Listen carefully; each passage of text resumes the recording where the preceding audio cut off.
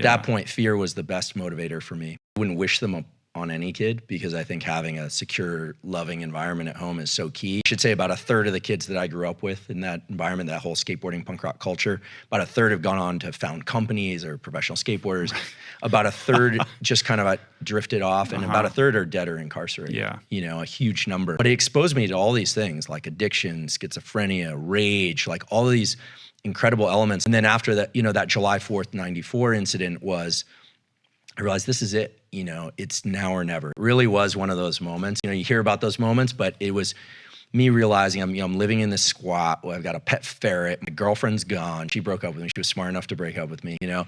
I'm getting in fights. I'm working at a bagel shop. I barely make ends meet. And at that point, I just made the decision. I just said, okay, look, I'm not going to be a professional athlete. I think I'm pretty good at memorizing things. I think I have an interest in people.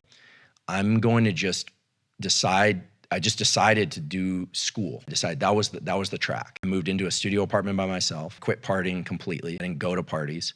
I got really serious about fitness. So I just started running and lifting weights, and I studied. Yeah, I think I was really afraid. I think I was like, you know, and these days, you know, because my lab studies fear and I get into this whole thing around mindsets, people always ask me like, is it better to do something from a place of love or fear? Like, it depends. At that point, fear was the best motivator for me.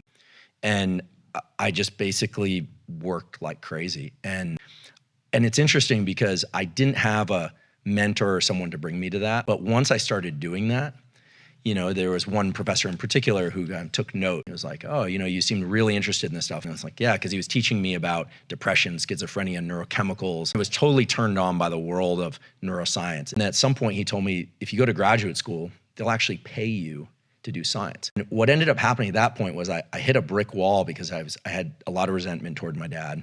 I felt, you know, here's my dad, he was a scientist, he had, you know, left us, all this kind of thing. And I realized if I didn't do this, if I didn't take this opportunity, it was gonna be the most foolish thing ever. You know, what am I gonna do, spite my, you know, my parents, because, you know, I was 20 years old at that point. So I just made the decision, I'm gonna get a PhD, I'm gonna become a professor, I'm gonna get tenure, I'm gonna be like this guy.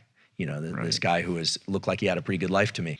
And so that's pretty much how I spent the last 25 years of my life is doing experiments. It worked out.